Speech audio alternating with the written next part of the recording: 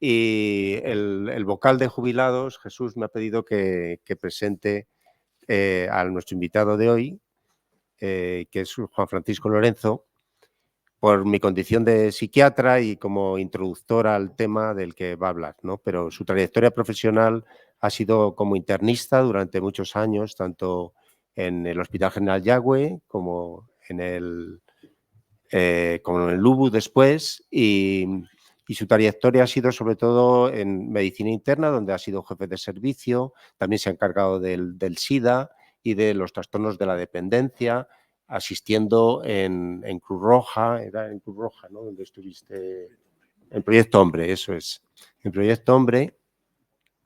Y bueno, pero fundamentalmente yo creo que él está aquí por su dimensión humanística, su capacidad desde lo vivencial, desde lo que vive, transmitir y poner en palabras lo que vive, sus vivencias, ¿no? Yo creo que esa capacidad para reflexionar, para ver cómo uno se siente ante situaciones difíciles y luego ponerlas en palabras es lo que le trae a poder compartir con ustedes un poco todos esos momentos en los cuales todos, de alguna u otra manera, también estamos implicados, de una manera más profunda o menos, más señalada o menos, pero ahí todos nos vemos concernidos a ver qué notamos cuando se produce un duelo, cuando alguien se pierde y sobre todo en unas circunstancias tan duras como es en un suicidio, ¿no? Entonces, bueno, también quiero señalar su dimensión de escritor y su capacidad para poner en palabras, ¿no? Esa dimensión tan humana y de compartir un sentimiento, una emoción y poder poner palabras en ello, eso es lo que yo creo que tenemos la gran suerte de poder contar con él para que nos transmita un poco esa facilitación que nos produce el articular en palabras lo que se siente, ¿no? Y nada, Juan Francisco Lorenzo, le dejo para que nos explique. Bueno, buenas tardes. ¿Qué tal estáis? Como somos médicos tenemos que preguntar a la gente cómo está. Sí. Gracias, Félix, por tu presentación. Y aquí hace calor. Y gracias a vosotros, yo os voy a tutear porque veo muchas caras amigas, así es que, si me permitís, os tuteo. Digo que os voy a tutear. ¿Se me oye así? A partir de cierta edad nos pasa a todos lo mismo. Pues gracias por estar aquí esta tarde. Podríais haber ido al cine o cualquier otro sitio y os venís a escucharme con un tema, digamos que delicado, ¿no? Antes que nada, yo voy a justificar mi presencia aquí. Yo no soy psiquiatra, soy internista, no soy psicólogo. Yo os voy a hablar del suicidio desde mi experiencia personal. Pero no me presentaría nunca como un experto en suicidio. No hay expertos en suicidio. Si escucháis a alguien decir que es experto en suicidio, en mi opinión, miente, porque decir que uno es experto en suicidio sería como decir que uno es experto en la muerte, ¿no? Y que yo sepa, hasta ahora debe ser de las pocas cosas de las que no hemos visto en televisión expertos, ¿no? Hoy en día que hay expertos de todo y para todo, pues no, yo no he escuchado a nadie que tenga la osadía de decir que es experto en la muerte, y el suicidio equivale a la muerte, es decir, a una muerte decidida por una persona. Mi experiencia con la muerte es profesional. Yo soy internista y como internista he trabajado 40 años primero en Madrid, soy de Madrid, y luego me vine aquí a hacer el MIR en el Yagüe, en el Lubu, y en un servicio de medicina interna es el servicio donde ingresan las personas de edad más avanzada en general, ¿no? Y como en este modelo de sociedad hemos decidido que la gente vaya a morirse a unos edificios que se llaman hospitales, en su gran mayoría, pues en el servicio de medicina interna, a mí por profesión, me tocó atender a muchas personas mayores que fallecían en el hospital y tuve que aprender a acompañar esos procesos de muerte. Esto no es algo que te enseñen en la facultad. En la facultad te enseñan técnicas, te enseñan enfermedades. Digamos que tiene por lo menos en mi época, hace tiempo ya que pasé por la facultad, pero hay un déficit en todo lo humanístico, en todo lo que tiene que ver en la relación médico-paciente. Y eso se aprende si tienes suerte. Primero, si te das cuenta de que eso es importante, el saber cómo tratar a los pacientes, a las personas que están enfermas. Y luego, si tienes buenos maestros, que yo tuve la suerte de tenerlos, personas con mucha sensibilidad humana, con las que yo roté, con las que yo estuve, con las que yo hice la especialidad, y si estás atento, pues aprendes por invitación, y yo aprendí mucho de grandes maestros que tuve, primero durante la carrera en Madrid y luego aquí en el Hospital General Yagüe. Y en medicina interna, pues me tocó acompañar muchos procesos de muerte, que es, bueno, normal. Es decir, lo normal es que se muera la gente de edad avanzada, la gente mayor, frágil, que está pluripatológica, con enfermedades, que ingresan a un hospital y finalmente acaban muriendo. En esos procesos de muerte, no solamente tienes que saber aprender a tratar al paciente, todas las personas que fallecen tienen detrás normalmente una familia. Y una familia que en esas circunstancias no sabe cómo comportarse, nadie, no tienen la experiencia que tiene un médico en un hospital, que está más habituado. Y bueno, y el poder decirle a la familia pues lo que conviene hacer, lo que no conviene hacer, el hacerles que tomen conciencia de lo que va a suceder. Bueno, todo eso es un proceso que también se aprende, y yo os puedo decir que en el ámbito, en mi experiencia profesional, naturalmente que la medicina es una profesión muy agradecida cuando curas a alguien, pero yo creo que los agradecimientos más sentidos son aquellos de las familias en las cuales les has acompañado en ese proceso tan difícil. Yo me parece que siempre han sido los agradecimientos que la gente hace con más sentimiento y con más... Todos son sinceros, pero digamos que con más profundidad. Y luego mi experiencia de la muerte saltó de lo profesional a lo personal, por eso estoy aquí. Cuando hace unos años un hijo mío decidió marcharse prematuramente, y entonces, bueno, pues eso ya fue un punto de inflexión en mi vida, en lo que yo había estudiado sobre cómo tratar la muerte. Eso ya es un asunto personal. Como os podéis imaginar, supongo que yo siempre digo esto, para los que tenéis hijos, la muerte de un hijo probablemente o sin probablemente sea lo peor que os puede pasar, ¿no? Es decir, yo creo que los que tenemos hijos, el que se te muera un hijo, pues es algo que no... Pues es lo más difícil que tú puedes gestionar en la vida, ¿no? Me da igual que sea por suicidio, que sea por la enfermedad. La muerte de un hijo siempre yo creo que es lo más dramático, y para los que no tenéis hijos, pues el orden de prioridad en los dramas pues será el que sea, el que vosotros establezcáis, ¿no? Desde hace unos años, desde hace 3 años, yo participo en un grupo que en Burgos se formó un grupo de trabajo impulsado por la Concejalía de Juventud del Ayuntamiento, que se llama APRESUIC. Es un grupo multidisciplinar de personas voluntarias que tiene como objetivo trabajar en la prevención del suicidio.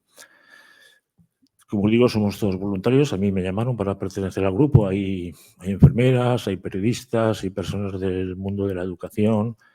Hay 2 policías locales de Burgos, de una policía que se llama la Policía de la Diversidad, que son policías que van por las calles no para poner multas, sino para buscar a gente que anda con dificultades y para ayudarles.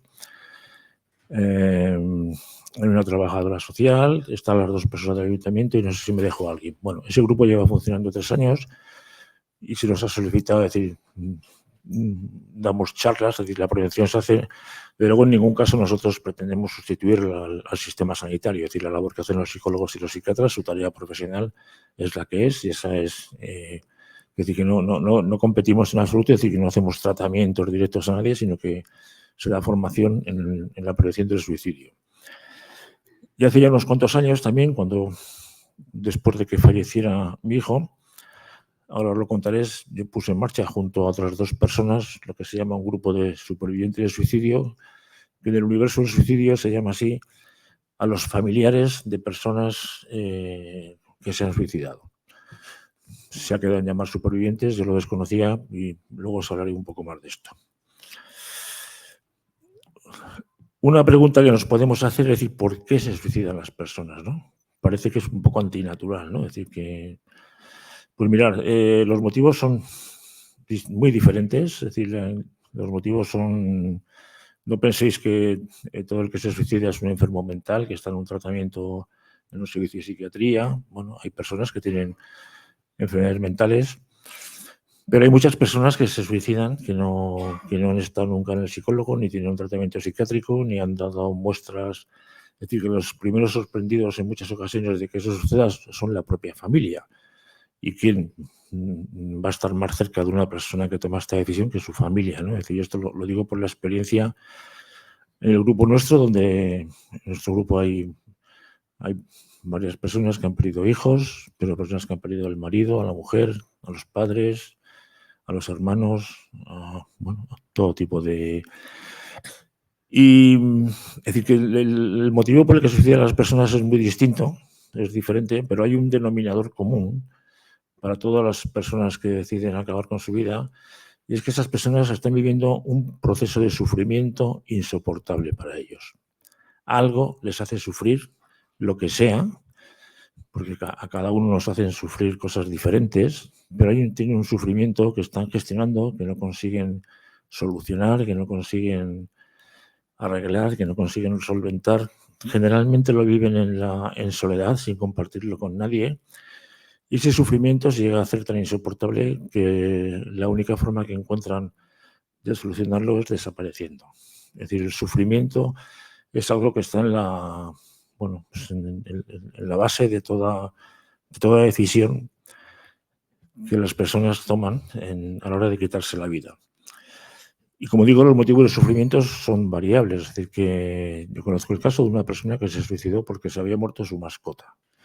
¿Qué significado tenía para esa persona su mascota? Pues el significado tenía. Es decir, que obviamente para otros nuestras mascotas a lo mejor no tienen ese significado, pero el significado de las cosas se lo damos, cada uno da a su vida el significado que le quiere dar. Esto es individual, esto no somos todos iguales en esto, y lo que para unos es importante, para otros no. Pero para lo que a uno le importa, siempre es importante. Aunque para otros, si le cuentas lo que te importa, te diría, eso es una tontería. No. Si a ti te importa, no hay nada que sea una tontería, ¿no?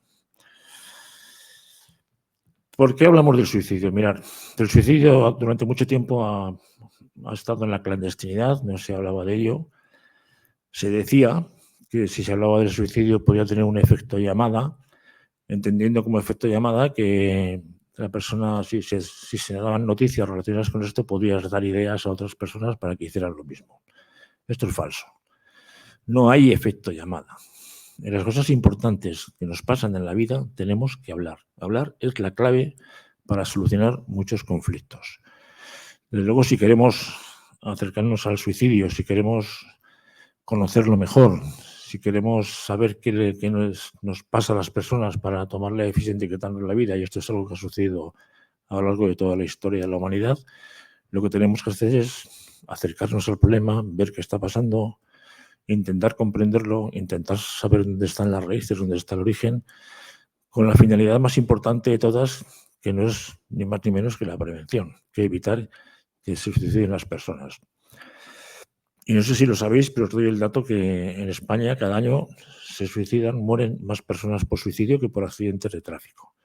Y mirad que accidentes de tráfico, se hace publicidad, se hacen anuncios, la DGT todos los años nos enseñan los anuncios que te ponen la piel de gallina. Es decir, pues anualmente en España hay más personas que mueren por suicidio que por accidentes de tráfico. El promedio es de 11 personas cada día se suicidan en España. O sea que es un problema de salud pública que tiene relevancia, que tiene importancia desde el punto de vista cuantitativo y desde el punto de vista cualitativo.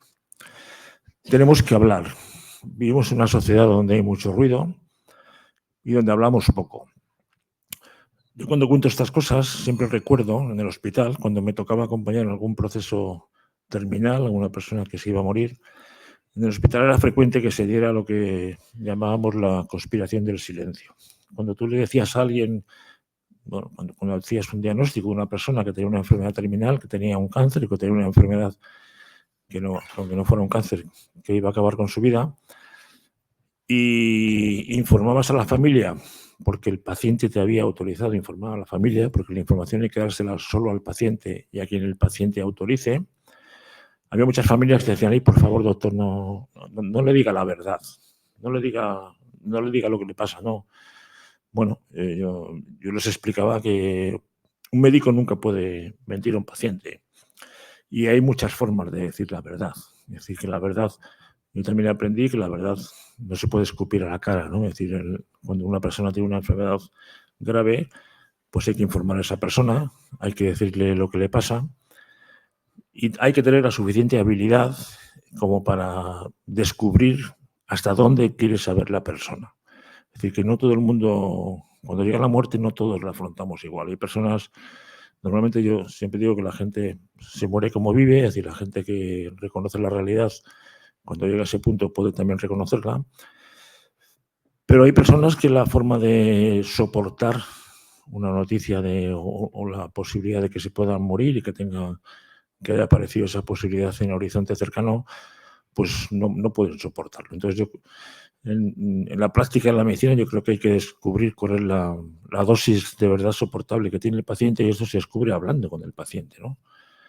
Haciéndole preguntas y cualquier conversación clínica que al menos yo aprendí que tenía con un enfermo siempre terminaba con una pregunta que le decía, ¿quiere usted hacerme alguna pregunta?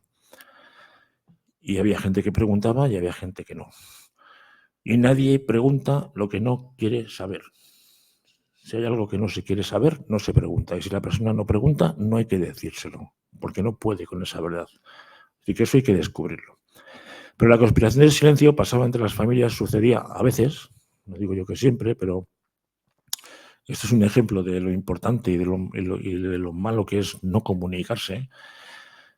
Pues cuando la persona se encontraba muy mal, que sabía que estaba cada vez peor, que sabía que se iba a morir, y la familia pues no aceptaba eso y decía, no te preocupes, que ya verás cómo te vas a recuperar, te van a poner un tratamiento, te van a hacer no sé qué, te van a enchufar unos superalimentos. Bueno, tampoco la familia soportaba el hecho, es decir, la familia no hablaba con el paciente de lo que le pasaba, es decir, la familia sabía lo que pasaba, el paciente sabía lo que pasaba, pero no hablaban entre ellos de lo que estaba pasando, todo el mundo disimulaba. Y esto no es bueno, esto no es sano emocionalmente. Es decir, no digo yo que haya, como he dicho antes, que haya que escupir la verdad, pero hay que hablar. O sea, esa persona, si sabe que se está muriendo, y decir, no voy a decir nada porque les hace mucho daño a mis familiares, y no digo nada. Y los familiares no dicen nada porque le hace mucho daño a él. Al final nadie habla, todo el mundo sufre y no hay comunicación.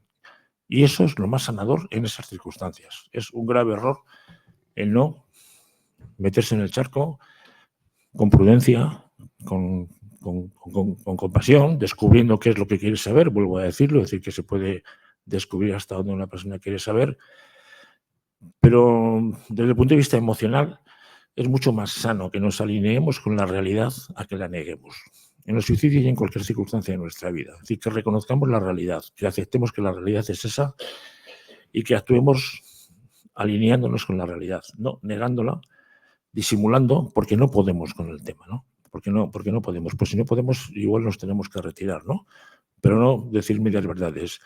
Y de luego, yo decía que los médicos, en eso tenemos que ser muy cuidadosos con los pacientes, porque si en un momento determinado un paciente descubre que el médico le está engañando, se rompe la línea fundamental de relación, que es la confianza. Y sin confianza no puede haber una buena relación médico-paciente. Y si el paciente se da cuenta que tú lo estás engañando o que le estás diciendo y él quiere saber más y tú no se lo dices porque haces caso a la familia, pues se rompe la confianza y eso no es nada sano. Cuando hay suicidios, prácticamente siempre aparece el factor sorpresa. Siempre aparece el factor sorpresa. Cuando hay muerte también, es decir, aunque sepamos que tenemos un familiar, es decir, tenemos un familiar de 90 años, tu padre, tu madre, tu abuela, quien sea, que se va a morir, pues reconozcamos que no es lo mismo pensar que se va a morir a que llega un día que va y se muere, ¿no? Es decir, pues ya está muerto, ¿no? Es decir, ya ha aparecido el hecho en sí, ¿no? Es decir, no hay factor sorpresa, porque en este caso lo sabíamos, pero bueno, la muerte siempre produce un estremecimiento, ¿no? Porque tenemos muchas dudas, tenemos muchas incertidumbres con la muerte, como decía antes, no nos encaja, ¿sí? no nos encaja, nunca nos viene bien, ¿no? Por muy fisiológica que sea, por muy mayor que sea la persona, por muy mayor que sea tu padre, que se muere con 95 años, si se muere, se ha muerto tu padre. no se ha muerto un viejo de 95 años, se ha muerto tu padre. Y eso, pues siempre nos llega, ¿no? Es decir, eso siempre...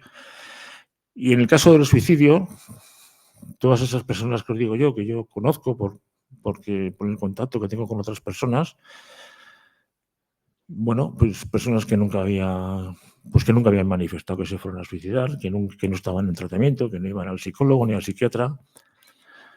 La propia familia es la primera que se queda sorprendida y decir, bueno, pues tenía problemas, pero tenía problemas como tenemos todos, ¿no? ¿Hay alguien en esta sala que no tenga problemas? Pues que levante la mano, ¿no? Que le echamos por mentiroso. Todos tenemos problemas. Y eso es algo normal, es decir, es que somos humanos, es que no somos robots, es que no estamos programados, ¿no?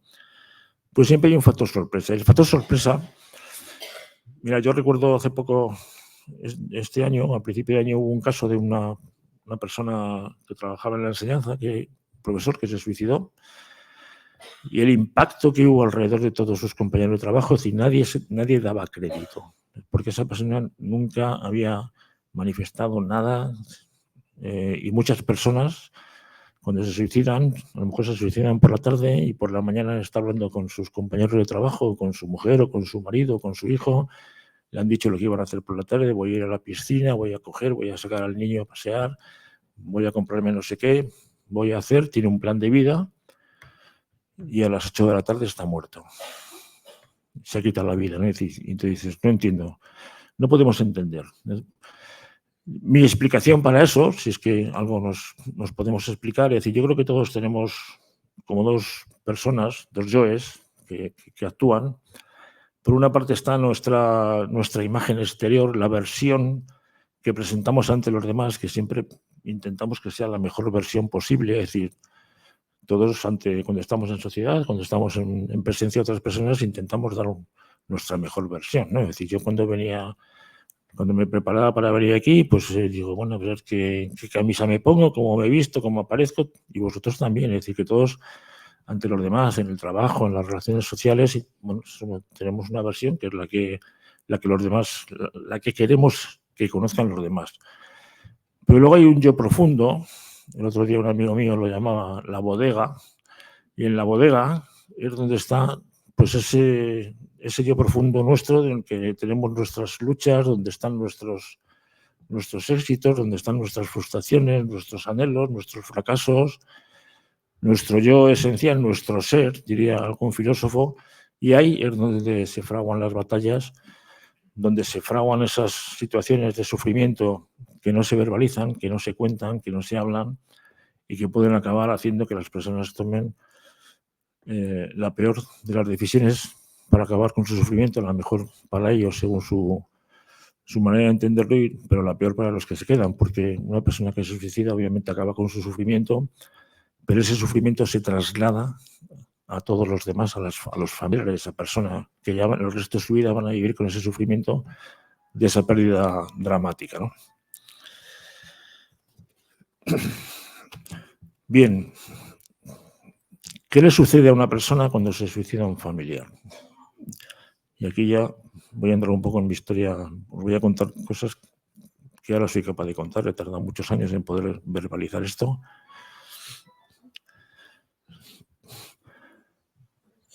Pues mirad, yo un buen día estaba en mi casa, solo, viendo un partido de fútbol. Lo siento, pero me gusta el fútbol. Y además soy del Real Madrid. De hecho, yo soy médico porque yo quise ser futbolista. Fui jugador del Real Madrid cuando era jovencito, pero al final tuve que dejarlo porque lo estudiaba sobre el futbolista. No cabían las... Entonces, como no pude ser futbolista, elegí una profesión en la que se fuera de blanco. Y dije, pues medicina, que siempre vamos de blanco. Estaba viendo un partido de fútbol, como os digo, solo en mi casa, y de repente suena el teléfono. Y era una compañera a la que yo conocía, que trabajaba en el 112. Me dice, hola, Juan Francisco, soy fulanita. Y, hombre, ¿qué tal? ¿Qué me cuentas? Pues mira, te llamo para decirte que tu hijo se ha precipitado y no hemos podido reanimarle.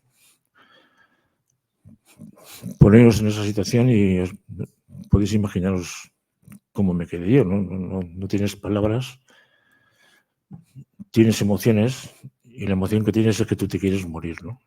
porque no puedes con una noticia así, ¿no? Y fue así. Yo estaba solo, no recuerdo que yo fuera capaz de pronunciar más palabras, y ella me dijo, lo siento, y colgó.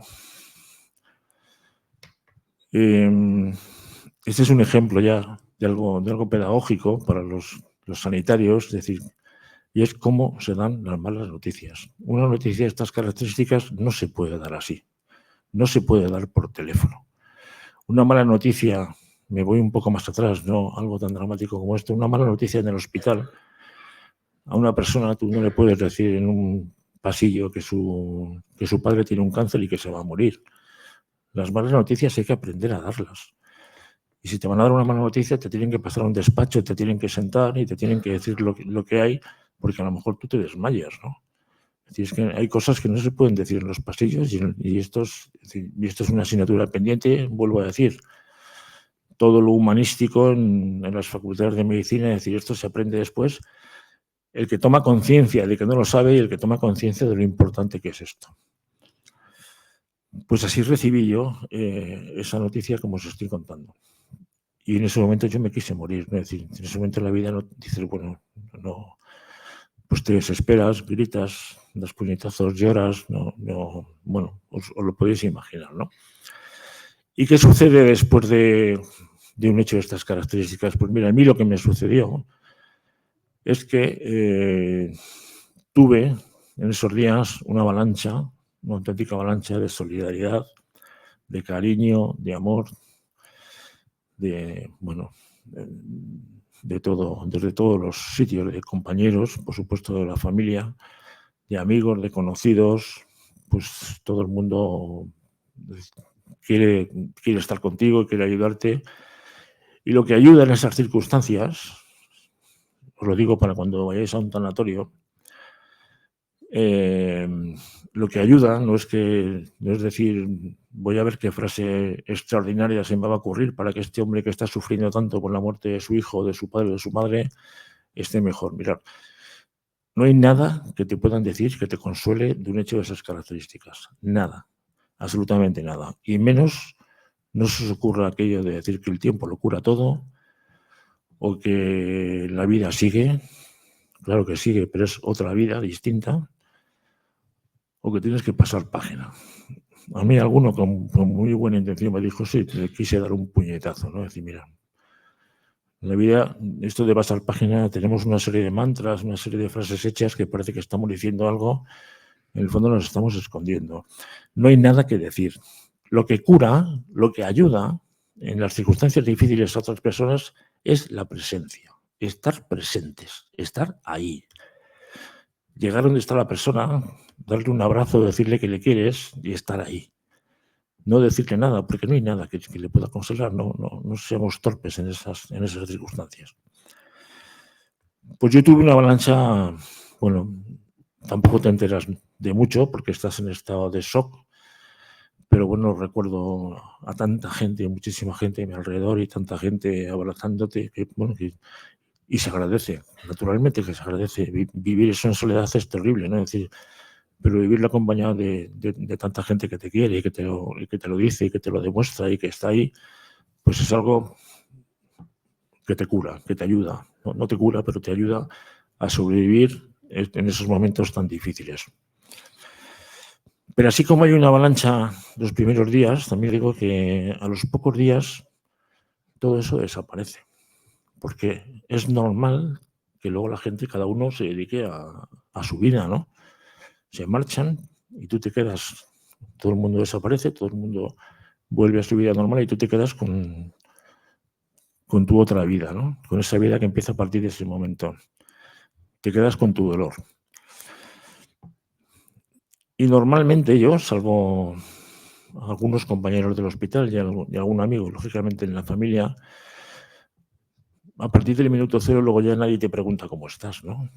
Porque nadie quiere hacerte daño. Es decir, no voy a preguntarle por esto porque le voy a hacer daño, no voy a meter el dedo en la llaga, no voy a hacer sangrar la herida, pero tú necesitas hablar.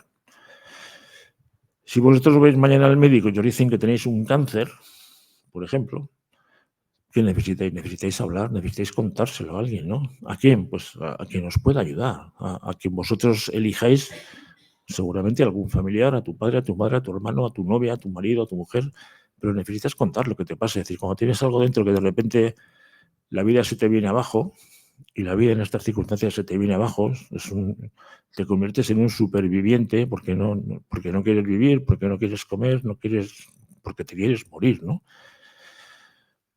Pues insisto en decir que tú necesitas hablar, pero no encuentras con quién hablar. Y según van pasando los días, te das cuenta que la vida vuelve a la normalidad, tú acabas volviendo a tu normalidad, a tu nueva normalidad, entre comillas, y nadie te pregunta, y es normal, ¿eh? Esto no es una crítica, a mí me parece humano porque a todos nos cuesta meternos en esos charcos, ¿no? A todos nos cuesta decir... Pero yo tenía compañeros, buenos compañeros, que decían, ¿qué tal llevas lo de tu hijo? Y yo lo agradecía, porque tú quieres hablar de lo que te pasa, necesitas hablar de lo que te pasa, ¿no? No te puedes convertir en un coñazo, pero necesitas hablar de lo que te pasa, pero no encuentras espacios donde hablar. Y en ese momento, también coincidiendo con esa época, con esos momentos, aparecen personas, a mí me aparecieron personas que yo conocía y que vinieron a decirme que en su familia había pasado lo mismo. Y yo lo desconocía porque nunca me lo habían contado. Pero en un poco de solidaridad, decir, pues mira, a mí se me suicidó mi hermano, a mí se me suicidó mi padre. De repente otras personas a las que yo conocía y que no sabía, que desconocía que hubieran tenido suicidios en la familia, pues vinieron a contármelo, ¿no? A compartirlo conmigo, porque ellos también necesitaban hablar, ¿no? Y entonces a mí se me ocurrió, junto con otras dos personas, decir, bueno, pues si no puedes hablar con casi nadie, porque nadie quiere meterse en este lío, ¿por qué no nos juntamos aquellos que estamos viviendo una situación similar y hablamos entre nosotros, ¿no? Y así lo hicimos, junto a otras dos personas, una que había perdido a su padre y otra que había perdido una hermana, pues empezamos a reunirnos en casa de una de esas personas a charlar. ¿A charlar de qué? Pues de tu dolor, de lo que te ha pasado, de cómo te encuentras, y ahí nació lo que se llaman grupos de supervivientes. Un grupo de supervivientes es un grupo de personas que están viviendo la misma experiencia, cada uno vive la suya, cada uno vive el duelo a su manera, cada uno tiene un ritmo diferente, pero el encontrarte un grupo de iguales es una cosa que consuela mucho. Dice, bueno, por lo menos yo no soy un bicho raro, ¿no? Es decir, lo que me pasa a mí no es una cosa tan rara, ¿no? Le ha pasado a otras personas, ¿no? Y el no tener que dar explicaciones a los demás porque ellos están viviendo una experiencia similar a la tuya, pues es algo que ayuda. Esto es lo que los psicólogos llaman los grupos de autoayuda, ¿no? Yo tenía experiencia de esto profesional anteriormente, cuando apareció el SIDA, que durante muchos años fue una enfermedad mortal. Tuvimos unos 12 años en los que no hubo ningún tratamiento eficaz para el SIDA, desde el año 81 hasta el año 93-94, que ya aparecieron fármacos eficaces.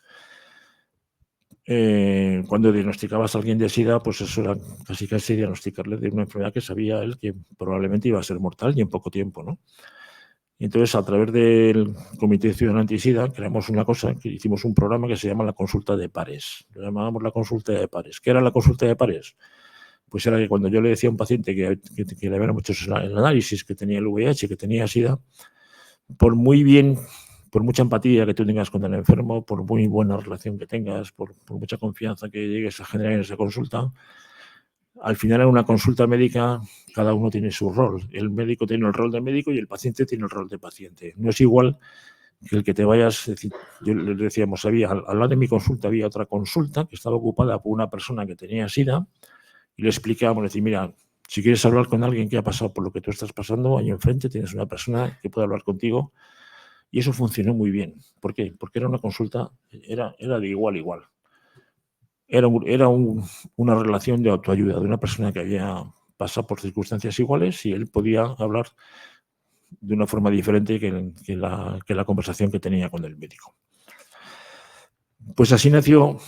Yo luego me enteré, que no sabía que ese tipo de grupos que nos llamaban supervivientes. La verdad es que la palabra superviviente parece que quiere decir pues que tú has sobrevivido a una situación dramática. Supervivientes se llama a los familiares de personas que se han suicidado. Creamos ese grupo en Burgos, lleva funcionando 7 u 8 años, nos reunimos todos los meses y la verdad es que es tremendamente terapéutico. No tienes que explicar, decir, bueno, o sea, durante estos años se han ido incorporando personas. Ya somos, en Burgos es un grupo que conoce mucha gente. ¿Y de qué se habla en un grupo de supervivientes? Mira, en un grupo de supervivientes, la primera, cuando se incorpora una nueva persona al grupo, lo primero que hay que gestionar, es decir, también me preguntaban qué diferencia hay entre un duelo por suicidio de un duelo por una muerte por enfermedad, ¿no? Pues mira, lo primero que las personas hablan cuando llegan al grupo, lo primero que nos ha pasado a todos, a mí también, es gestionar el sentimiento de culpa. Tienes la sensación de que eres culpable. Culpable por no haber hecho, culpable por no haber dicho, culpable por no haber o por haber dicho demasiado, culpable por no darte cuenta, culpable, y la culpa te mata, la culpa te hunde en la miseria, ¿no? Y eso nos pasa a todos, porque uno siempre piensa que probablemente pudo hacer más de lo que hizo, ¿no? Es decir, si el resultado ha sido el que ha sido, pues tú dices, pues no he hecho lo suficiente, ¿no? Y mirad, yo a estas alturas de esta película os puedo decir que en el suicidio no hay culpables. La persona que decide quitarse la vida, la responsabilidad la tiene esa persona, la decisión la toma esa persona, porque seguro que todos los que estaban a su alrededor en aquellos momentos, que sabían o no sabían, pero si lo sabían que esa persona lo estaba pasando mal, seguro que le dijeron, es decir, tomaron las decisiones que les parecían correctas para ayudarle, le dijeron lo que creían que tenían que decirle, hicieron lo que creían que tenían que hacer. Seguro que todo el mundo intentó ayudar, aunque el resultado fuera el que fue, ¿no? Y la responsabilidad, la decisión de quitarse la vida la tiene la persona que lo decide, ¿no? No es sensato, ni en esto ni en nada, que valoremos hechos del pasado, cuanto más lejos peor, fuera de contexto. Es decir, las cosas que pasan en la vida, para poder valorarlas, lo tenemos que hacer en contexto, es decir, cuando están pasando. Cuando han pasado años o meses, incluso, no hace falta que pasen muchos años, están fuera de contexto ya. Y fuera de contexto no podemos valorar. Esa es la primera emoción que tenemos que gestionar, la culpa. Anda que no hemos crecido los de mi generación con la culpa, con el puto pecado, con el infierno, con perdón y con todo lo que nos han taladrado el cerebro, por lo menos así me siento yo, en muchos aspectos, ¿no? Es decir, no eres culpable. Convencer a alguien de que no es culpable, tampoco penséis que esto que yo lo digo ahora, que esto se resuelve fácil. Es decir, que, pero bueno, si tú estás en un grupo donde hay otras personas que han pasado por lo que tú has pasado, que te están diciendo, pues mira, no hay culpa. La persona que ha decidido esto, es decir, y esa decisión la tenemos que respetar al máximo. Es una decisión absolutamente respetable. Si alguien decide que no le merece la pena vivir y decide marcharse, eso lo tenemos que respetar. Nos parecerá, es dramático, es cruel, acaba con su sufrimiento y cargamos nosotros con él. Nos lo traslada a nosotros. Y ahí tendremos que aprender a ver cómo gestionamos ese sufrimiento heredado de la persona que ha decidido marcharse. Además de la culpa, otra emoción que aparece, otra situación que se da, no siempre, pero con bastante frecuencia, es la vergüenza. Hay personas que sienten vergüenza de decir que su familiar se ha suicidado, se ha quitado la vida. Yo creo que esto viene de esta educación nuestra judio-cristiana, en la que nosotros no éramos propietarios de la vida, en la que el suicidio era un pecado y en la que incluso a las personas que se suicidaban se las enterraba en un sitio diferente, no en el camposanto, no en el cementerio donde estaban las otras personas. Es decir, que no hay nada de qué avergonzarse. Pero esto es humano. Esto hay personas que les pasa y yo lo entiendo perfectamente. Lo entiendo porque me parece que le puede pasar a cualquiera. Todo lo que rodea al mundo del suicidio creo que se tiene que entender, porque todo es, bueno, es decir, porque somos seres con que manejamos muchas incertidumbres, que tenemos muchas dudas Y yo creo que tenemos que entender estas cosas. Y a mí me parece que las personas que dicen, bueno, pues que no quieren decirlo, que se esconden, que sienten vergüenza, pues están en su derecho de sentirlo, ¿no? Pero no hay nada vergonzante en un suicidio. Yo creo que la vida y la muerte gozan de la misma, de idéntica dignidad. Y a mí me parece que tan entienden la vida como tan entienden la muerte cuando una persona toma la decisión de marcharse. Y eso también tenemos que gestionarlo, lo gestionamos, hablamos de ello en el grupo de supervivientes, sobre todo al principio, cuando una persona se incorpora y empieza a venir al grupo, ¿no? Como os decía antes, hay dentro de los mensajes que recibes está ese de que tienes que pasar página. Es imposible pasar página, ¿no? Hace no mucho una persona que nos llamó por teléfono con mucha urgencia, que se había suicidado a su marido, que solamente vino una vez al grupo, nos preguntaba con muchísima ansiedad, decir, pero ¿cuándo se me va a pasar el dolor? ¿Cuándo se va a pasar este dolor? ¿Cuánto tiempo dura el dolor? Pues mira, el dolor dura toda la vida. Vosotros, que habéis tenido vuestras pérdidas, que tendréis vuestros conflictos, que viviréis con vuestros dolores, hay que entender que el dolor hay dolores que duran para toda la vida. Yo lo que me parece que tenemos que intentar, lo que yo he intentado y lo que yo transmito y os transmito a vosotros es que hay que pactar con el dolor. ¿Qué es pactar con el dolor? El dolor, ¿cuándo aparece? El dolor no desaparece nunca y además aparece, dices, bueno, cuando han pasado años ya no te duele. Sí te duele, claro que te duele.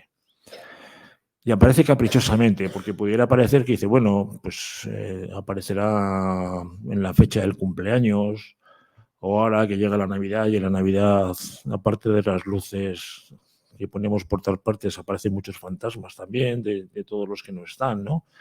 Pues no, sí que aparecen esas épocas así, que parece sensato, lógico pensar que puede ser así, pero el dolor aparece cuando quiere. Hay temporadas, hay épocas en las que parece que te encuentras bien, que te encuentras tranquilo y de repente, como digo yo, aparece el monstruo, empieza a gritar y te saca de tus casillas, ¿no? Y da igual el tiempo que haya pasado.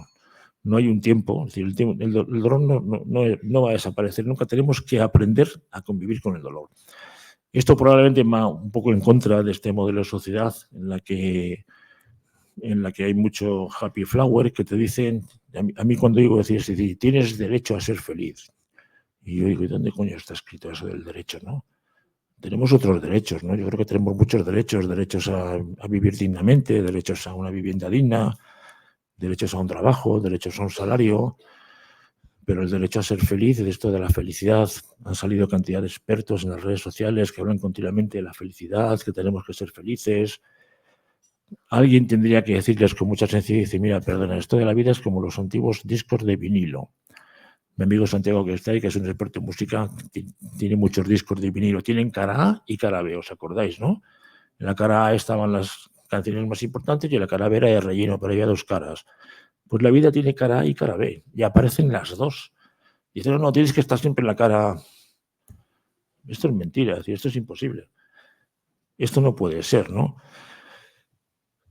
No tenemos derecho a ser felices. Aparte, ¿qué es eso de la felicidad? Seguro que si hacemos una encuesta aquí, cada uno entiende la felicidad de una forma distinta, ¿no?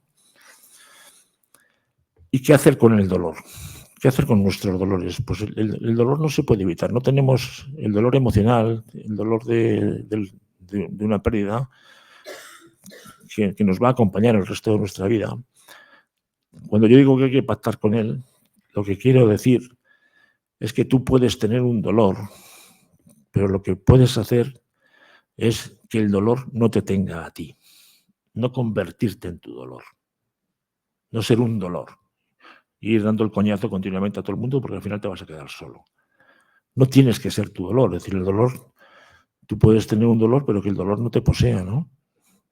Sigues teniendo una vida, vas con tu dolor, vas con tu mochila, todos tenemos nuestra mochililla, pero bueno, aprendes a vivir con ella, ¿no? Y el dolor, ¿y qué diferencia hay entre el dolor y el sufrimiento? Mira, yo no sé si hay alguna diferencia entre el dolor y el sufrimiento. Para mí el sufrimiento el sufrimiento insoportable se me aparecía pues al principio, ¿no? O sea, me parecía imposible seguir viviendo, me parecía que ese sufrimiento pues eso, no te deja vivir, ¿no? Pero hay algo que nos puede suceder también en relación con el dolor, y es el que cuando vivimos una de estas circunstancias no seamos capaces de aceptarla, la neguemos. Es decir, la resistencia, que nos resistamos a que lo que ha pasado, ha pasado. La resistencia apuntala todavía en lo más profundo del dolor. Es decir, negar, instalarnos en la negación de lo que ha sucedido, resistirnos a lo que ha sucedido y decir, pues no puede ser, pues esto no puede ser, pues esto, es decir, ya es doloroso de por sí el hecho, que si a ese hecho le añadimos la resistencia aumenta el dolor. Y ese dolor que añadimos nosotros con la resistencia es un dolor autoinfligido. Nos lo estamos proporcionando nosotros a nosotros mismos. No es sensato emocionalmente, aunque obviamente esto, insisto, también puede pasar y es humano, porque somos humanos. Vuelvo a decirlo, no somos robots, no estamos programados. Somos humanos. Y la resistencia, es decir, a mí me recuerda a la resignación. Es decir, hace días estuve dando una charla una charla hablando de estas cosas. Al final de la charla pues, levantó la mano una persona que, cuando hablamos de esto, que decía, que además resultó que yo la conocía, una persona que había perdido un hijo en un accidente de tráfico hacía muchos años, hacía más de 20 años, ¿no? Y que dijo que no estaba de acuerdo conmigo, que él no se resignaba. Que no se resignaba y que estaba enfadado y que pegaría a alguien y que estaba cabreado y que no hay derecho, que pierdas un hijo en un accidente. Vale, yo lo puedo entender, pero mira,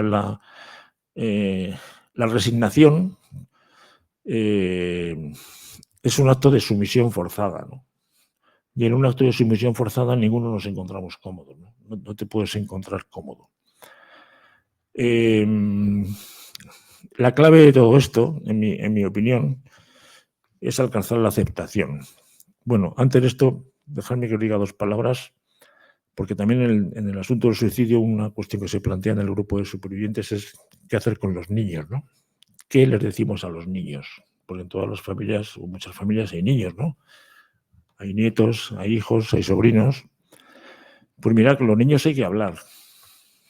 A veces actuamos como si los niños fueran tontos, si bien sabéis que no tienen nada de tontos, ¿no? Y que se enteran de mucho más de lo que nos parece que se enteran, ¿no? Y si los niños preguntan, hay que contestarles. Uno le puede contar que, bueno, pues a lo mejor a uno le vale que se ha ido al cielo y que está con Dios y que, bueno, pues si le vale, ¿no? Pero con los niños hay que hablar. Y los niños, ¿cuántas veces no nos hemos sorprendido con los niños? Cuando de repente tienes una conversación con un niño y te dice cosas y dices, pues este pequeñajo, es decir, dice cosas que no le corresponden por edad, es decir, tiene una forma de hablar, una forma de pensar que parecen que es de una persona mayor. Pues claro, los niños son muy listos, ¿no? ¿Qué hay que decirles? Pues depende de la edad, depende del momento, depende de las circunstancias, pero desde luego si un niño pregunta hay que hablar con él, ¿no? Y tampoco contarle milongas, y a veces se dilata esa conversación con el niño por miedo, porque no sabes cómo hacerlo, porque no sabes qué decirle, porque no saben qué... Y al final el niño se va a acabar enterando por un cauce que no es el ideal. Porque se lo va a decir otro niño en el colegio o en el patio, oye, que tu abuelo se suicidó. Se va a enterar por donde no tiene que enterarse, se tiene que enterar por la familia. Y yo soy partidario de que los niños hay que abrir una conversación con ellos, y pasa como lo que decía antes con los enfermos terminales, ver lo que el niño sabe, lo que el niño intuye y hasta dónde quiere saber el niño, porque a lo mejor el niño quiere saber o no quiere saber. Y eso también se descubre a través del diálogo, hablando con ellos. ¿Dónde está la clave? ¿Cómo se puede... ¿qué haces con el dolor? Ya os he comentado, la resistencia no es sana emocionalmente, no te resistas, acepta lo que ha sucedido, las cosas son como son.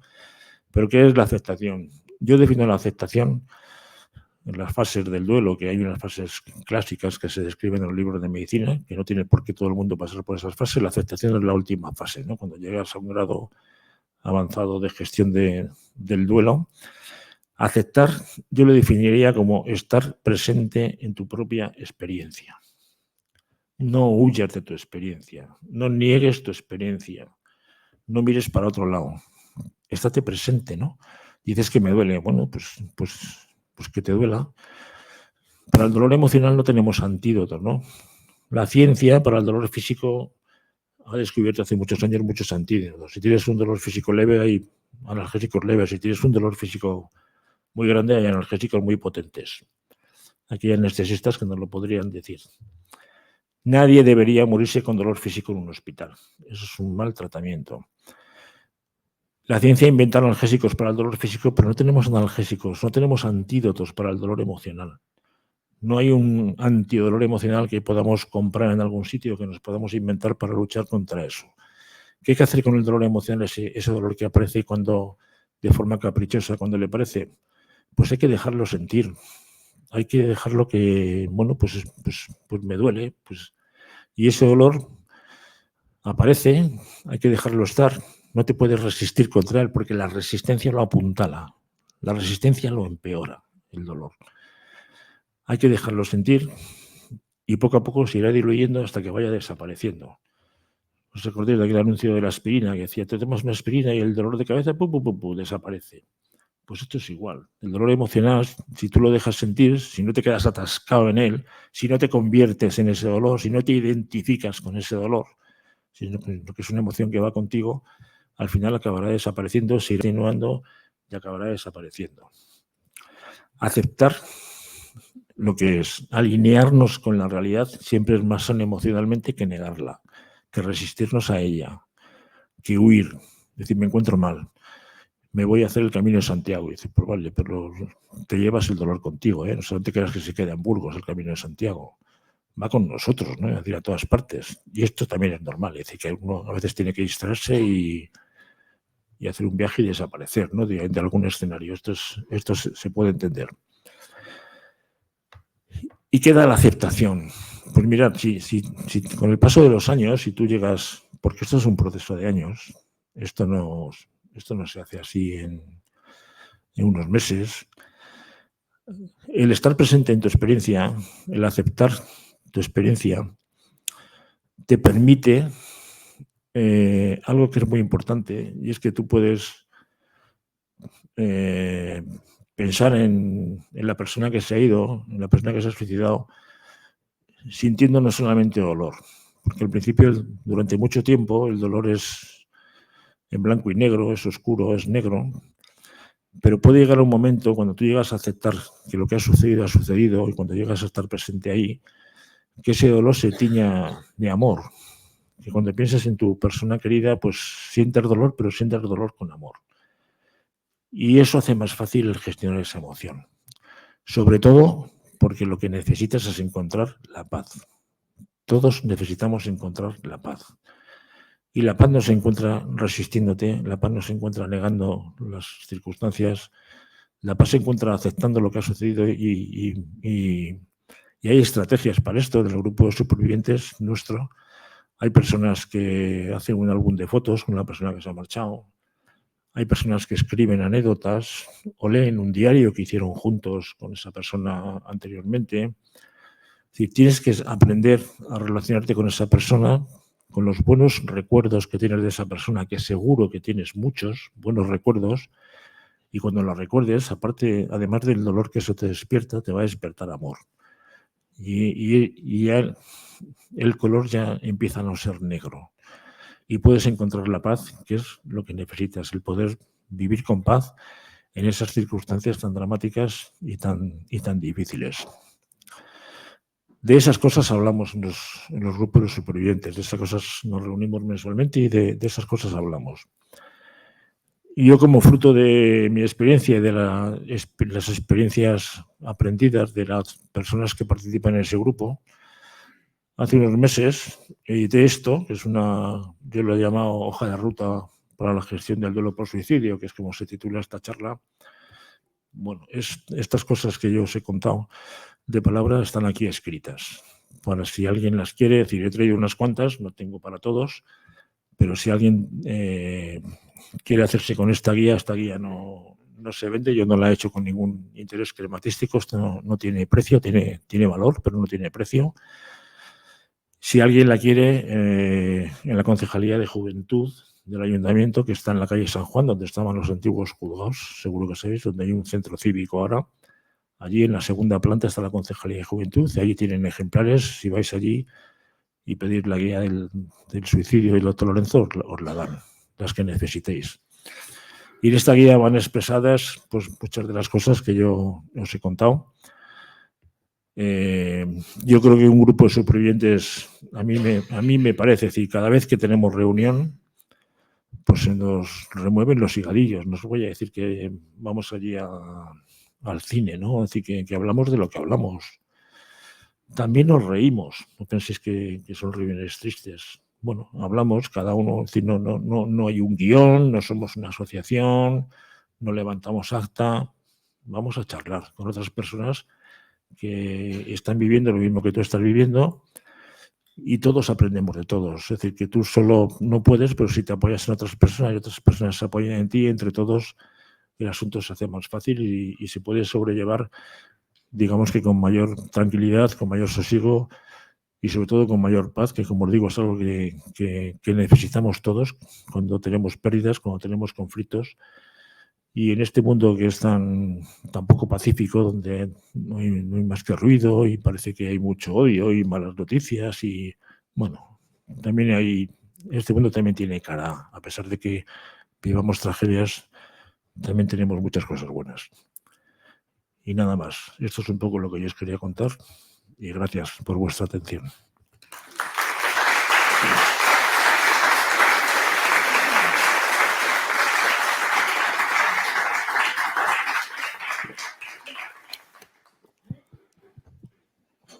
Muchas gracias, Juanfran. Yo creo que, visto cómo has hablado y cómo es, yo he pasado un momento de emoción, de simpatía, de humanismo. Vamos, te admiro. Bien, pero pasado esto, digo, igual hay que hacer grupos de supervivientes de la vida también. Porque lo que tú dices, hay que hablar, hay que dialogar, tenemos que relacionarnos. Bueno, y pasado esto, ¿alguien quiere comentar algo? Tú contestas. ¿O compartir algo, por favor? Buenas tardes, Lorenzo. Muchas gracias por tu conferencia. La pregunta que te quiero hacer es, ¿cuál era tu situación familiar en el momento que la muerte de tu hijo? ¿Y eso te parece importante?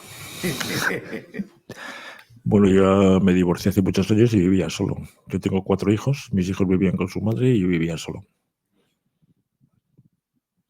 Ahí no pudiste refugiar, pero te refugiaste también, podías haberte refugiado. ¿Cómo? Te podías haber acercado en esa circunstancia tan terrible, ¿no?, que vivisteis tu mujer y tú, y tus hijos, también como viviste el entierro y todas esas cosas, o sea, ahí también te pudiste apoyar o te apoyaste o cómo. Sí, claro, la familia nos apoyamos, por supuesto que nos apoyamos y nos seguimos apoyando. Por eso, sí. Ahí tenías todo eso, vale, muy bien. Porque más bien has dicho que estabas solo. Estaba solo, Estaba sí. solo. Físicamente solo, quiero decir. Sí, yo no sabía el dato ese de estar solo físicamente con tu pareja. Otra cosa era que luego os ayudaste. Vale, gracias.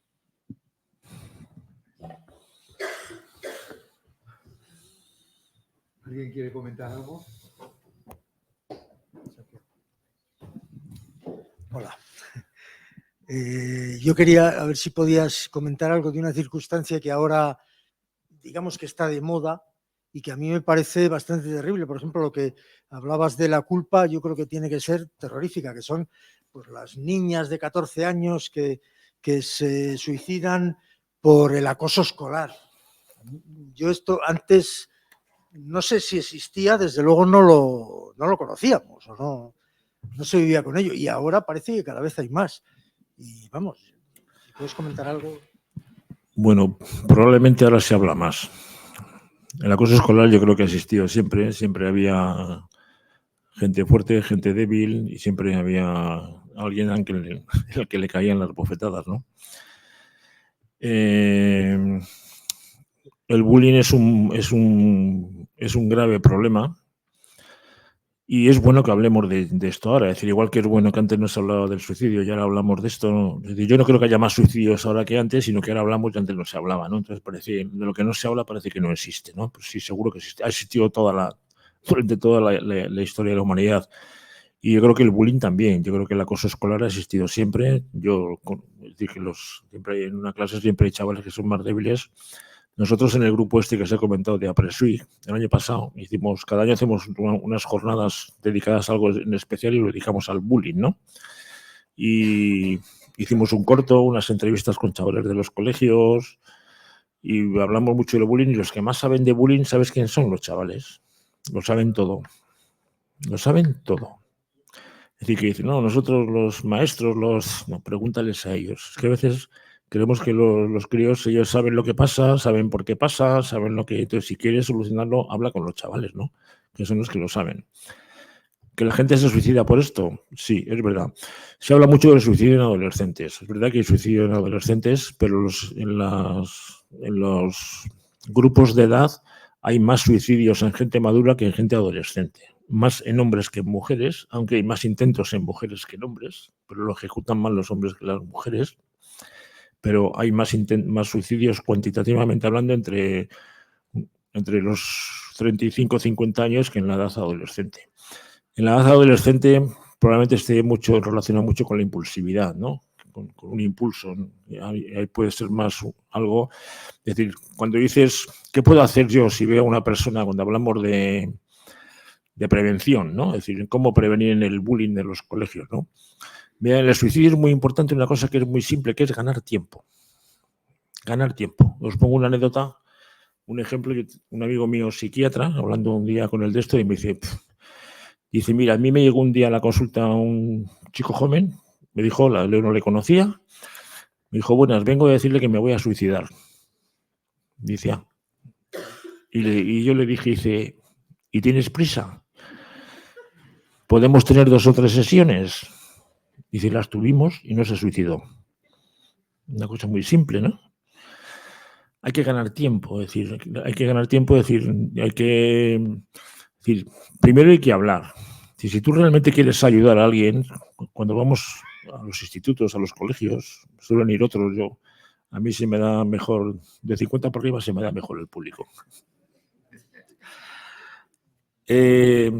Si tú ves a alguien que está triste, si tú tienes a tu alrededor a alguien que conoces y que ves que cambia sus costumbres, que deja de ir a los sitios que iba, que deja de reunirse con la gente que se reunía, que crees que está mal, tienes que abordarle y preguntarle. Incluso llegar a decir que tenemos que ser proactivos. Antes, cuando se hablaba de los tanatorios, es frecuente cuando nos despedimos de alguien que ha tenido una tragedia, le digamos, bueno, llámame para cualquier cosa que necesites, pero yo me piro. No, llámame para cualquier cosa que necesites, no, llama tú. Si queremos ayudar, tenemos que ser proactivos. Tenemos que tomar la iniciativa, porque una persona que está en un agujero negro, una persona que está deprimida, una persona que está triste por lo que sea, pues igual no tiene fuerzas para llamar. Eres tú el que tienes que llamar, pero con ese falso respeto, es decir, no, yo por respeto, ¿qué coño respeto? Tú llama. Que si él no quiere estar contigo, que te lo diga él, pero no lo decidas tú no llamando, ¿no? Hay que ser proactivos. Si tenéis a vuestro alrededor alguien que se encuentra mal, hay que ser proactivos, hay que llamarle. Dice, y si no me hace caso y sigue mal, dice, pues vuelve a llamarle, insiste. Hacemos lo que podemos. A veces las personas no las ayudamos porque no se dejan ayudar. Y a quien no se deja ayudar no se le puede ayudar. Pero que no sea porque tú no intentas ayudarle y porque no insiste. No, ya le llamo una vez. Pues es que llámale más veces, ¿no? Es que hay que insistir. Entonces, bueno, esto del bullying pasa.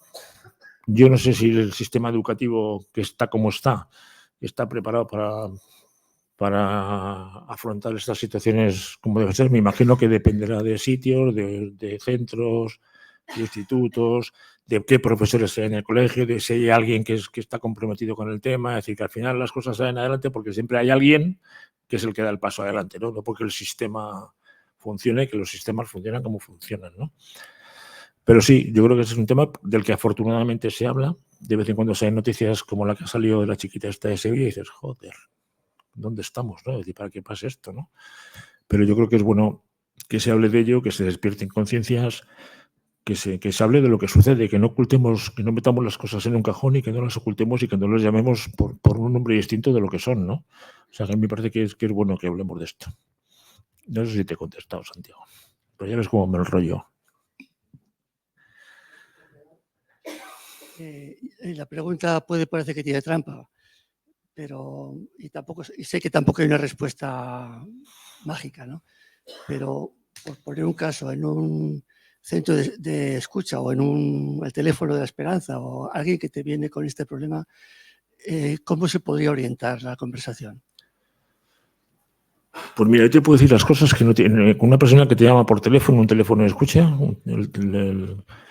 pues hay que hablar con la persona y desde luego, primero, ser totalmente empáticos, no juzgar, no dar consejos a no ser que te lo pidan. Si alguien viene y te dice, estoy fatal, tengo ganas de quitarme la vida porque no sé qué, no decirle, va, hombre, pues es una tontería, pero eso a mí me ha pasado muchas veces. Decirle, sí, bueno, escucharle. La escucha empática es una escucha sin juicio, sin dar la solución de lo que tiene que hacer. Esa persona se tiene que sentir comprendida, no juzgada y acompañada. Cuando alguien se encuentra deprimido, está en una situación, un agujero negro de estos, es decir, que tiene un sufrimiento muy importante, aparte del sufrimiento, esa persona se encuentra sola. Porque si no se encontrara sola, compartiría eso con alguien. Nosotros, a lo mejor no podemos solucionar el conflicto, pero desde luego lo que sí podemos es eliminar la soledad, es decir, acompañar, estar ahí, decirle, vale, decirle a esa persona que la entiendes.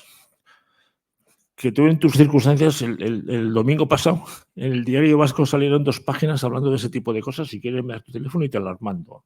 De qué no decir. Es decir, lo que no se puede decir es decir, pero eso es una tontería. No, nada. Es decir, yo a mis enfermos, cuando venía en la consulta, mucha gente decía, ay, doctor, tengo una cosa que a mí me preocupa mucho, pero es que me da vergüenza consultarla, porque seguro que no es importante. Y entonces yo les decía, defíneme usted la palabra importante.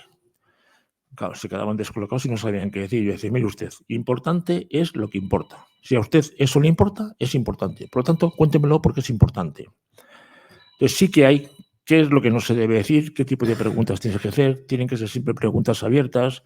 Tienes que pedir permiso para cualquier cosa. ¿Me dejas que me acerque un poquito a ti? Que la persona se sienta entendida, se sienta comprendida, no se sienta juzgada. Que no le digas lo que tiene que hacer. Yo llevo muchos años trabajando en Proyecto Hombre y yo me acuerdo que al principio, cuando no sabíamos cómo había que tratar el tema de las adicciones, pues no teníamos ni idea, no teníamos experiencia, venía a ser algo así como decir, mira, chaval, tú eres un drogata, yo soy el terapeuta, yo te voy a decir lo que tienes que hacer. Eso no funciona, ni las drogas, ni la educación, ni nada. Es decir, tú tienes un problema, es decir, vamos a averiguar entre los dos qué problema tienes y yo te voy a acompañar. La solución del problema se la tienes que dar tú, pero yo te voy a acompañar, no te voy a dejar solo, voy a estar contigo. Y tú me vas a ir diciendo qué pasos quieres dar. Sí que hay estrategias muy claras. Yo, si quieres, este paso es porque me parece, son 2 páginas de un periódico y me parece genial. Es decir, que cómo abordar. Estamos hablando de situaciones de personas personas que les avisan porque hay un chico que está en una cornisa que dice que se va a tirar, ¿no? Situaciones límite. Pero desde luego lo que nunca debemos hacer es que nadie se sienta juzgado. Que nadie se sienta que a mí también me ha pasado y esto no tiene importancia. Todo lo que le pasa a alguien es importante. Si esa persona te está diciendo que se va a quitar la vida por lo que sea, aunque a ti te parezca una tontería o que sea por su perro, eso es muy importante. Es que lo va a hacer, ¿no?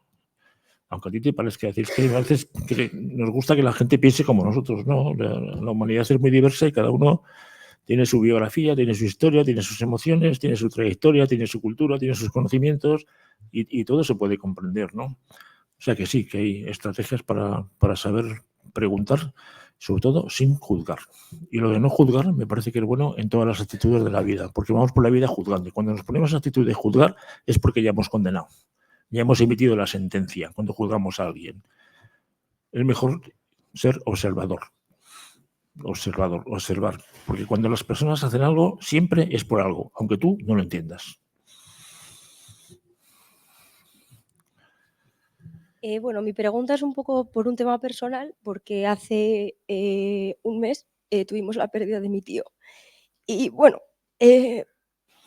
mi pregunta es más bien el vacío que hay desde las propias instituciones, ¿no? Mi tío era una persona enferma mental desde hace muchos años y llevaba solicitando la incapacidad durante mucho tiempo, y tras un intento de suicidio se volvió a realizar esa solicitud, y entonces, bueno, días después del último intento que acabó en su suicidio, nos llegó la carta que denegaba esta incapacidad, alegando que, bueno, no presentaba ninguna discapacidad física que le impidiera realizar el trabajo.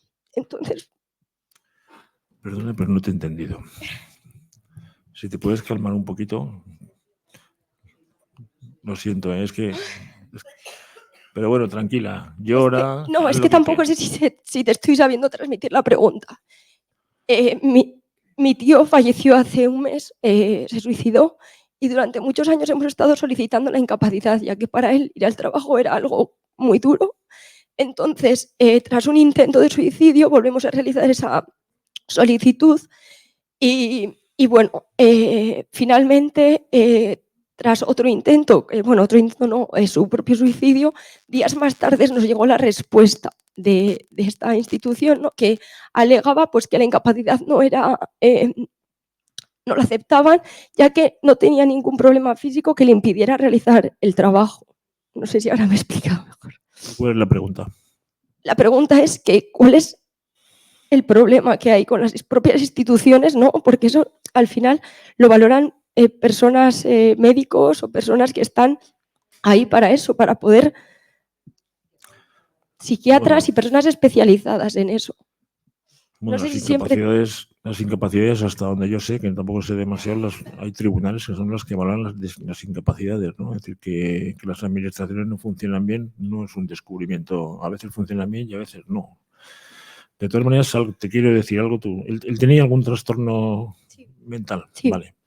Mira, yo creo que hablamos... Tu tío tenía un trastorno mental. Yo en una ocasión, en una tertulia donde había personas supervivientes, había una chica que se había suicidado su madre. Su madre era depresiva. Decía, mi madre ha sido depresiva desde que yo tengo uso de razón. Una depresión crónica que no he conseguido superar. Y decía ella, y para mí, mi madre se ha muerto de su enfermedad.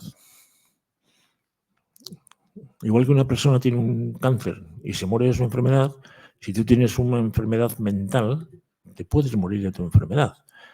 Si tienes una depresión, si tienes pues un trastorno bipolar, si tienes una enfermedad mental, lo que pasa es que yo creo que hablamos con mucha ligereza de enfermedad mental.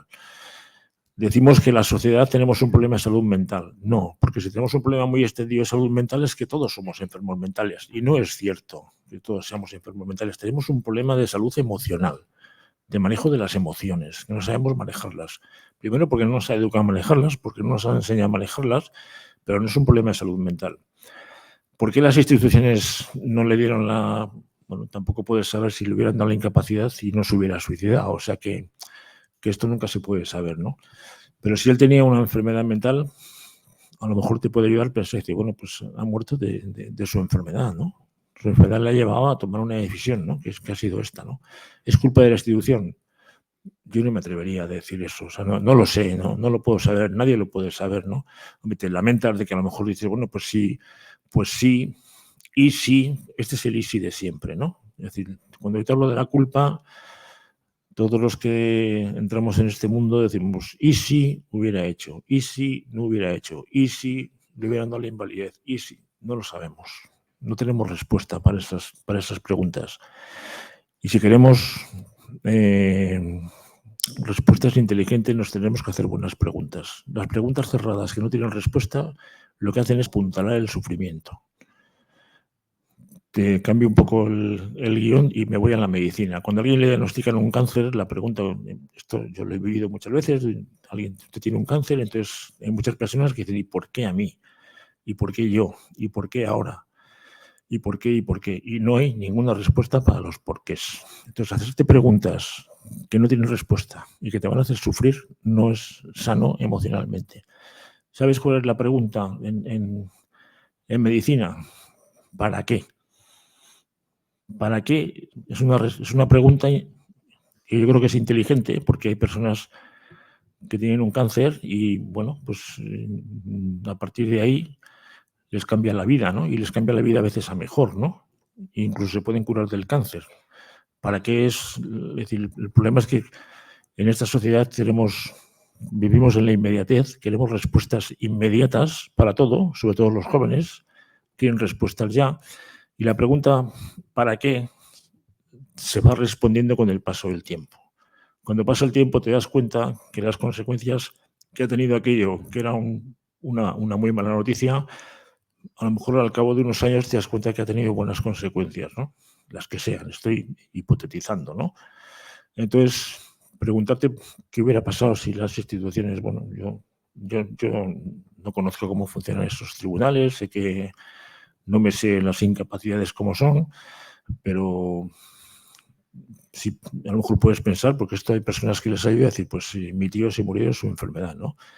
¿Qué buenas circunstancias hay laborales? Pues bien, de acuerdo, pero él estaba enfermo y no soportaba vivir, ¿no? Y decidió quitarse la vida. No sé si esto te ayuda. Hola, lo Hola. que ella ha querido decir es que los profesionales no supieron ver la realidad de lo que estaba pasando. O sea, que él, llegó el suicidio y a los 2 días llegó la carta diciendo que no, que él estaba en perfectas condiciones para trabajar, porque los profesionales no supieron ver Sí, el problema que él tenía, y eso es lo que, o sea, ese invisibilizar ese problema, eso es lo que creo que ella ha querido decirte. sí, pues te entiendo perfectamente. Los profesionales no supieron verlo. Pero sí, te entiendo perfectamente y yo te puedo poner más ejemplos de personas que... Sí, te entiendo. Te entiendo. Pero esto pasa... Hay personas que van a un hospital porque han tenido un intento de suicidio, les hacen un lavado de estómago, consideran que no necesita ingreso y a los 2 días se ha suicidado. Dices, joder, ¿no? Tampoco yo con esto culpo a nadie, ¿eh? Es decir, a ver, es muy difícil valorar. Es decir, desde luego, si alguien. Esas cosas de decir, no, es que quiere llamar la atención, ojo, ¿eh? Si está llamando la atención, te está diciendo algo, ¿eh? O sea, no, eso de decir, no, esto no tiene importancia. La llamada de atención hay que tenerlas en cuenta. Claro que es una llamada de atención, es decir, que no está fingiendo, que está sufriendo. Y te lo está diciendo de esa manera, ¿no? O sea que sí, que os entiendo perfectamente. Me vais a acorralar. ¿A qué? Cuando pasa eso, una vez que ha pasado eso. Pero la pregunta que es, ¿dónde recurrir cuando la persona es... ¿Cuándo?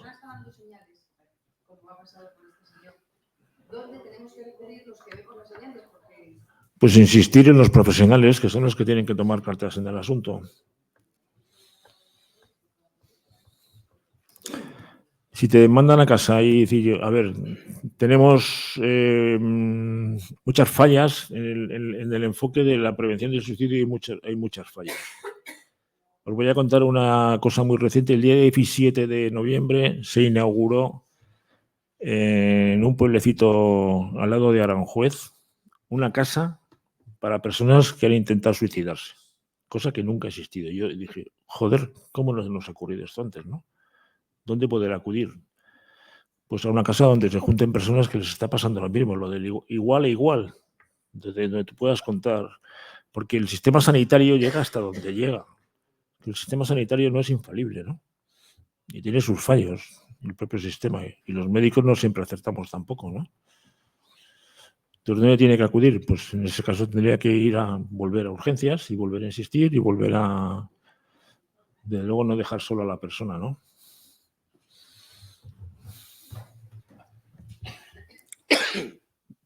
Muy buenas. Yo, hablando del suicidio, yo he sido uno que he estado a punto de suicidarme un montón de veces. Para empezar por ahí. ¿Quién está a punto de suicidarse? De suicidarme yo. Tú. Yo estoy aquí. Esto es como decir, dejar de fumar es muy fácil, yo lo he intentado muchas Pero veces. Para mí todo tiene un porqué. Cuando yo me intenté varias veces suicidarme, había un porqué. Pero aunque quieras hablarle a cualquiera, no te escucha, como ha dicho usted. No te escuchan ni te sienten. Te dicen que eso es mentira, eso no pasa y tal, y tú sigues tu camino. Yo salí a base de mi esfuerzo. Y al día de hoy, el daño que me han hecho, eso no se olvida nunca. Y te rompe la vida por completo.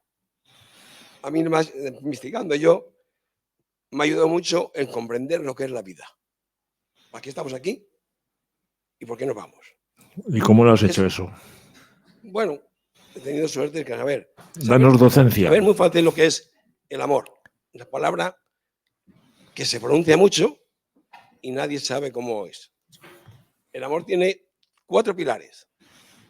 2 ha mencionado usted en esta tertulia, que es el respeto, la aceptación, la libertad de ser y saber perdonar. Pero para que esas 4 cosas funcionen, uno tiene que respetarse primero, aceptarse como es primero, vivir su propia libertad, reconocer los errores y saberse perdonar. Desde ahí es cuando puedes ayudar a los demás.